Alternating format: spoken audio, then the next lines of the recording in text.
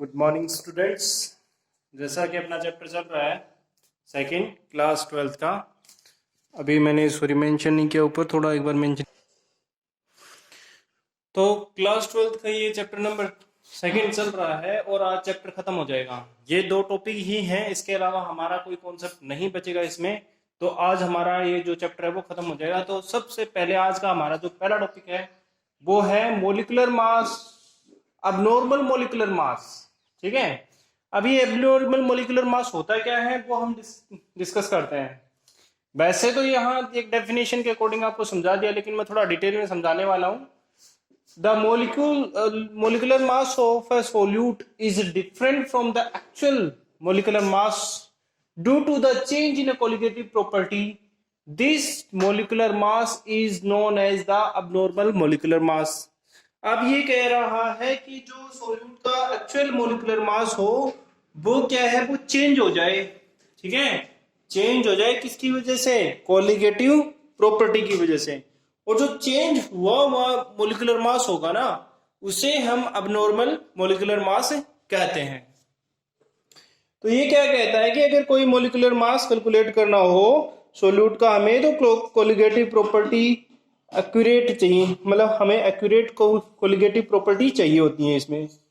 ठीक है, सॉल्यूशन है, जो भी सॉल्यूशन होगा वो डाइल्यूट होना चाहिए और राउल्ट्स लॉ को फॉलो करना चाहिए, ऐसा इसमें होना चाहिए, तभी हम इसे अबनॉर्मल मास मोलिकुलर मास के अकॉर्डिंग कंसीडर करते हैं। फिर बोलता है कि सोल्यूट है नाइदर तो undergo dissociation nor association in the solution. मतलब क्या होगा, ना तो वो टूटेगा और ना ही जुड़ेगा। क्या किसके अंदर? सॉल्यूशन के अंदर। कौन? सोल्यूट। ठीक है, सोल्यूट के जो मॉलिक्यूल्स कह सकते हैं एक तरह से, ना तो डिसोसिएट होंगे ना ही एसोसिएट होंगे इन द सॉल्यूशन। अगर बोलता है कि यदि अगर डिसोसिएशन और एसोसिएशन होता है सोल्यूट में, तो जो डिजोल्विंग जिसमें डिजोल्व करेंगे सोल्यूट में, उसमें क्या होगा? Number of particles solution increases और decreases the molecular mass of a solute. मतलब क्या होगा? देखो, ये बोल रहा है कि अगर जो सोल्यूट है, सोल्यूट के जो पार्टिकल है वो डिसोसिएशन और एसोसिएशन में होंगे, तब डिसोसिएशन और एसोसिएशन होगा, तभी क्या होगा, ये क्या करेंगे, सॉल्वेंट में डिसोल्व हो पाएंगे। और डिसोल्व होंगे तभी क्या होगा कि उसके अंदर अमाउंट क्या तो होगी सॉल्यूशन की, या तो इंक्रीज होगी या डिक्रीज होगी। ठीक है, तो ऐसा होगा। इसकी वजह से क्या होगा, इसे ही मतलब इसकी वजह से उसका जो मोलिकुलर मास है वो शायद हो इंक्रीज या डिक्रीज हो जाए, तो उसमें चेंज आ जाएगा। किसकी वजह से? कोलिगेटिव प्रॉपर्टी की वजह से चेंज आ जाएगा। कोलिगेटिव प्रॉपर्टी ही होती हैं जो सब चीजों की चेंज के लिए रिस्पॉन्सिबल होती हैं। ओके, ठीक है। इसमें एबनॉर्मल मास में इसने एग्जांपल लिया है कि अगर हमारे पास 1 मोल ऑफ सोडियम क्लोराइड या कैल्शियम क्लोराइड या पोटेशियम फेरोसाइनेट हो, ठीक है, ये पानी में डिजोल्व करेंगे तो ये आयनाइज हो जाएंगे 100%। और 1 mole of them from the one, इसके मतलब आयनाइज होने के ये सारे के सारे आयनाइज हो जाएंगे और इनके मोल बन जाएंगे 2 मोल 3 मोल और 5 मोल आयन रिस्पेक्टिवली। तो क्या बोल रहा है कि हमारे पास सोडियम क्लोराइड लिया हमने, कैल्शियम क्लोराइड लिया, पोटेशियम फेरोसाइनेट लिया, ये हमारे पास हमने क्या किया, पानी में डिजोल्व कर दिए, घोल दिए, तो ये आयनाइज हो गए 100%। तो आयनाइज होने के बाद में क्या होगा, इसका जो मोल है वो चेंज इस प्रकार हो जाएगा, 2 मोल 3 मोल और 5 मोल आयंस। ठीक है, अगर कोलिगेटिव प्रॉपर्टी है वो इनवर्सली प्रोपोर्शनल हो मोलिकुलर मास के, तो इसका जो वैल्यू है वो क्या हो जाएगा, इसका उल्टा हो जाएगा, 1/2 1/3 1/5 मोल ऑफ आयंस रिस्पेक्टिवली। ठीक है, एक्चुअल मोलिकुलर मास का। ठीक है, अगर जो बोल रहा है कि अगर हमारे पास, फिर से बोल देता हूं कि अगर मान लो हमने एग्जांपल लिया है कि हमारे पास 3 सोल्यूट हैं और हमें उसमें सॉल्वेंट में डालने हैं और हम सोल्यूट डाल रहे हैं, तो उसने डाला sodium potassium, sodium chloride, calcium chloride, potassium ferrocyanide, ये सब डाले उसके अंदर। ठीक है, डालने के बाद में उसने क्या किया, उसने ऑब्जर्व किया कि उसमें 2 मोल ऑफ NaCl है, 3 मोल ऑफ CaCl2 है और 5 मोल हमारे पास है क्या, K4FeCN6। ठीक है, ये है। अगर ये सारी चीजें हैं तो हमारे पास क्या हो जाएगा, ये हमारे पास बोल रहा है कि इसमें ऐसे इसका मोल हो जाएगा। लेकिन बोल रहा है कि अगर मान लो अबनॉर्मल मास इनवर्सली प्रोपोर्शनल है तो क्या हो जाएगा, 1/2, 1/3, 1/5 जो एक्चुअल मोलिकुलर मास के हो जाएंगे। ठीक है, ऐसे ही बोल रहा है ferric acid, acetic acid, benzoic acid और dimers in benzene solution is a hydrogen bonding. मतलब इनमें क्या होगा, बेंजीन सारे के अंदर जो हमने एसिड्स के नाम लिए उनमें क्या होगा, हाइड्रोजन बॉन्ड से बंधे होते हैं। ये कोलिगेटिव प्रॉपर्टी इनवर्सली प्रोपोर्शनल होगी मोलिकुलर मास की, याद रखना। कोलिगेटिव प्रॉपर्टी इनवर्सली प्रोपोर्शनल होता है मोलिकुलर मास के। The molecular mass of carboxylic acid are obtain twice to the actual molecular mass. Carboxylic acid एक ऐसा है जो कि ट्वाइस ऑब्टेन किया जाता है एक्चुअल मोलिकुलर मास का। ठीक है, अब हमारे पास ये तो हमारा जो है अबनॉर्मल का कॉन्सेप्ट खत्म हो गया कि अगर अबनॉर्मल मोलिकुलर मास है वो क्या करे, कि उसके अकॉर्डिंग हमें ये पता होना चाहिए कि जो भी सॉल्यूट है उसके आयन डिसोसिएट या एसोसिएट होंगे, तब जाकर के क्या होगा मोलिकुलर मास बनता है। ये किसकी वजह से होता है, चेंज इन कोलिगेटिव प्रॉपर्टी की वजह से। ठीक है, अब हमारे पास नेक्स्ट है वॉन-सॉफ फैक्टर। तो देखते हैं वॉन-सॉफ ने क्या कहा था। Van 't Hoff introduce a factor I to explain the abnormal mass. This is called van 't Hoff factor. Van 't Hoff factor can be defined as follows. देखो, जो वॉन-सॉफ है उसने क्या किया कि अबनॉर्मल मास को डिफाइन करने के लिए एक फैक्टर लिया जिसे बोलते हैं हम ये आई, एक्सप्लेन करने के लिए। ठीक है, तो उसने क्या बोला कि I is equal to observe value of a colligative property and calculated value of the colligative property. एक तो ये तरीका है जो क्या है अबनॉर्मल मोलिकुलर मास निकालने का, या फिर दूसरा बोल रहा है कि number of particles obtain after dissociation और एसोसिएशन। कितने पार्टिकल्स हैं जो, अगर हमने कोई पार्टिकल्स डिसोसिएशन और एसोसिएशन के लिए डाला है तो उसके बाद कितने पार्टिकल हुए और उससे पहले कितने हैं, ये दोनों कैलकुलेट करने पड़ेंगे। ठीक है, या तो ये फर्स्ट फॉर्मूला अप्लाई करो या सेकंड अप्लाई करो या थर्ड वन अप्लाई करो। थर्ड वन क्या कहता है, delta P observe over delta P calculated. जो डेल्टा ऑब्जर्व मतलब प्रेशर हमने ऑब्जर्व किया है और हमने कैलकुलेट किया है उससे निकालो, या तो बॉइलिंग जो भी चेंज इन बॉइलिंग पॉइंट है एलिवेशन में उसका ऑब्जर्व मास ऑब्जर्वेशन या कैलकुलेशन इससे निकालो, या डेल्टा टीएफ से ऑब्जर्व या डेल्टा टीएफ कैलकुलेटेड से निकालो। और लास्ट हमारे पास आ जाता है ऑस्मोटिक प्रेशर वाला। तो ऑब्जर्व ऑस्मोटिक प्रेशर और कैलकुलेटेड ऑस्मोटिक प्रेशर से हम ये सिस्टम या अबनॉर्मल मोलिकुलर मास कैलकुलेट कर सकते हैं। ये जो है वॉन-सॉफ फैक्टर के अकॉर्डिंग इसने बताया है। अभी ये इक्वेशन को कंप्लीट नहीं हुई है, आगे हम इसको कंप्लीट करते हैं।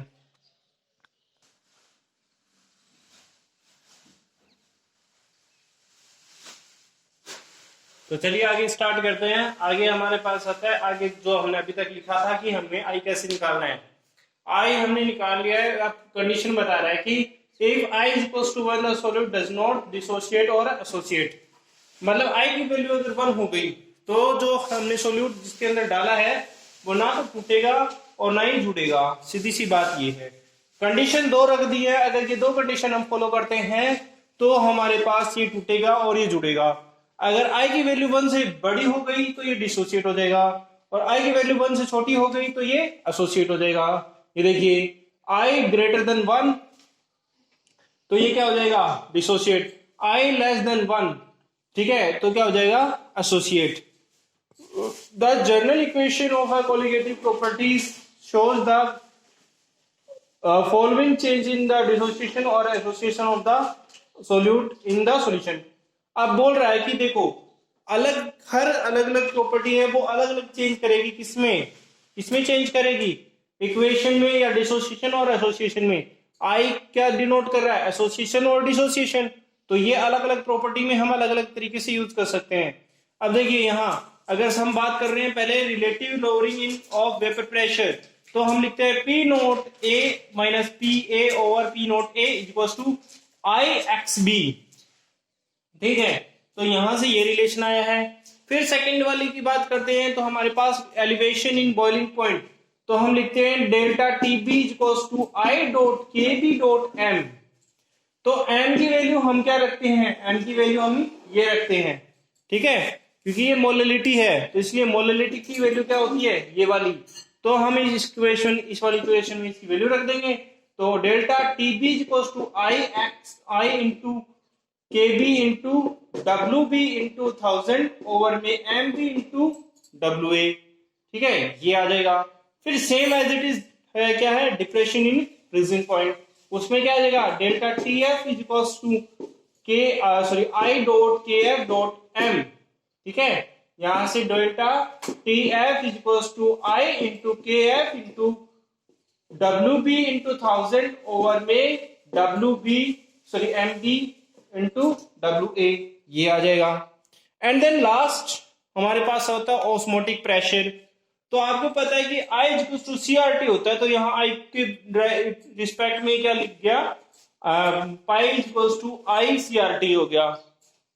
ठीक है, यहां से हमारे पास ये वैल्यू आ जाएगी pi equals to I into W B into R T.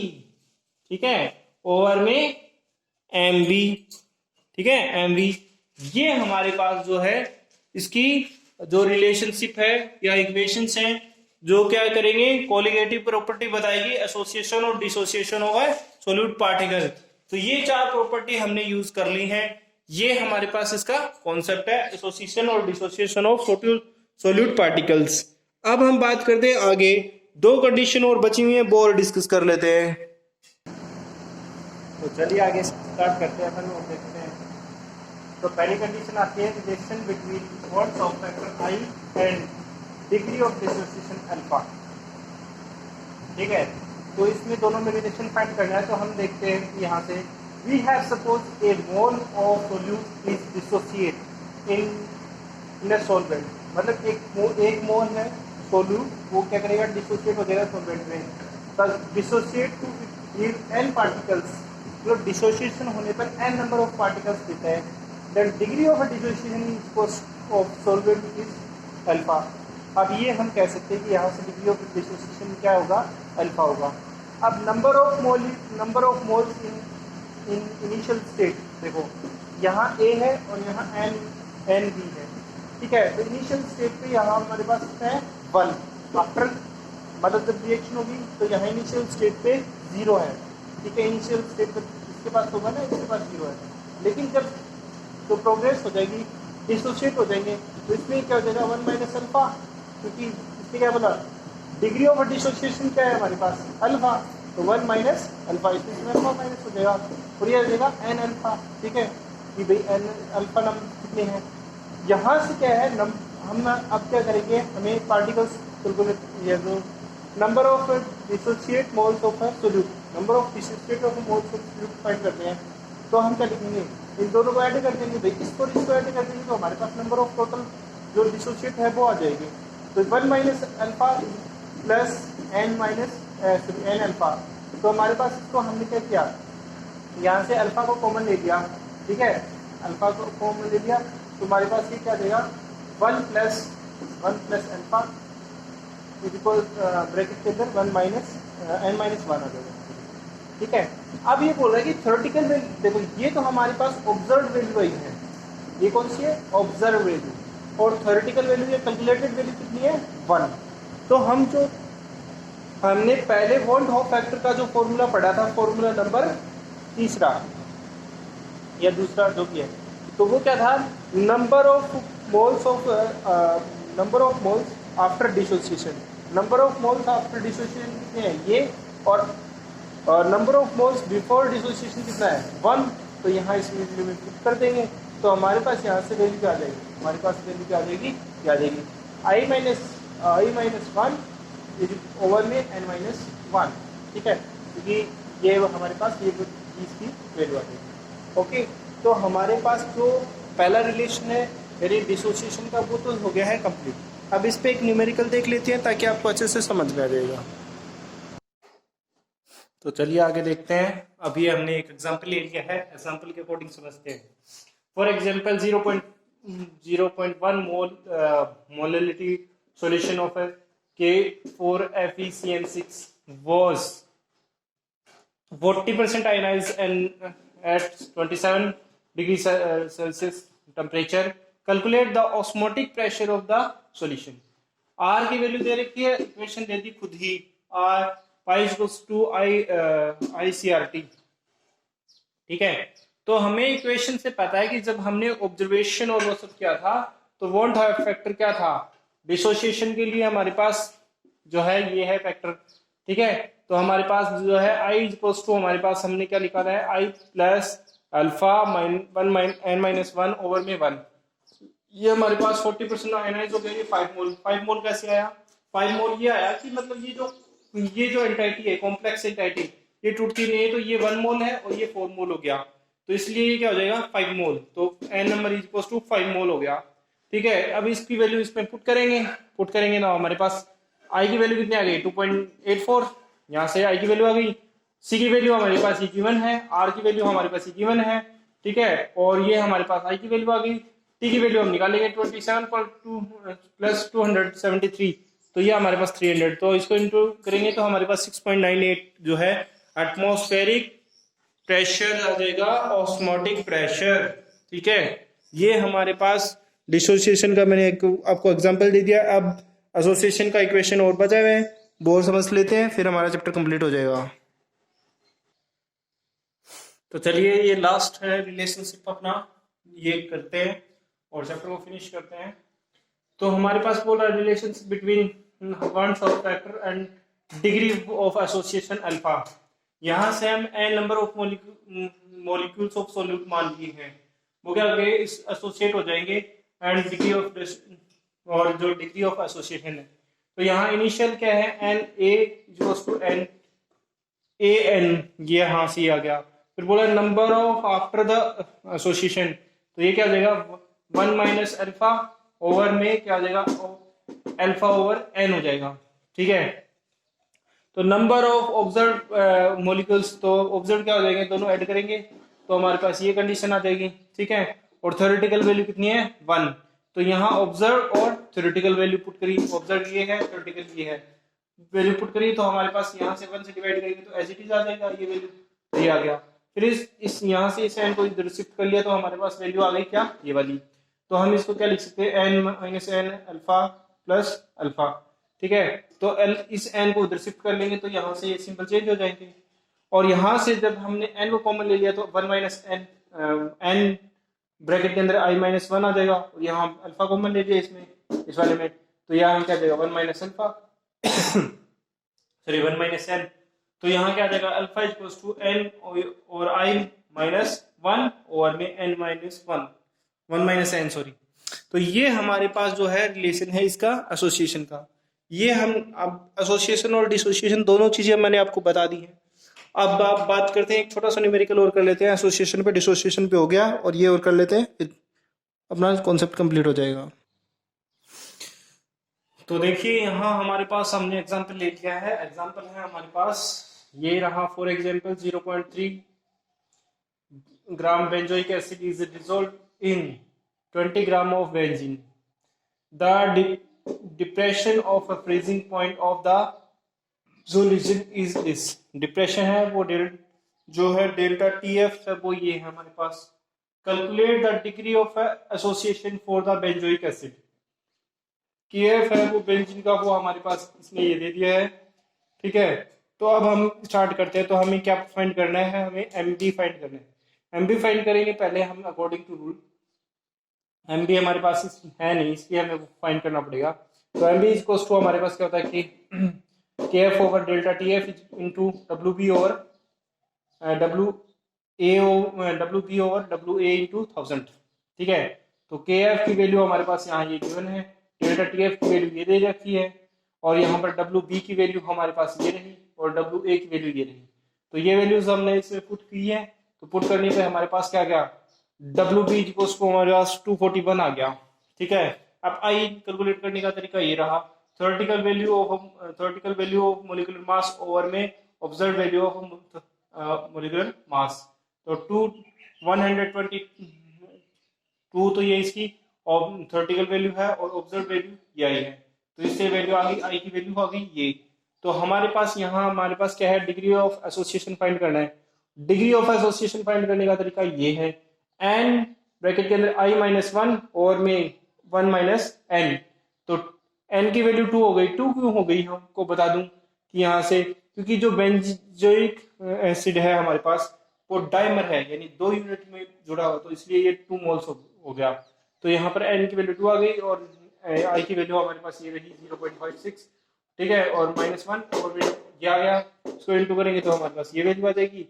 तो यहाँ से हमारे पास आया 0.988, ठीक है। तो अगर हम परसेंटेज निकालेंगे तो 98% है वो एसोसिएट, 98.8% है वो एसोसिएट हो जाएंगे बेंजोइक एसिड के मॉलिक्यूल्स इन बेंजीन में।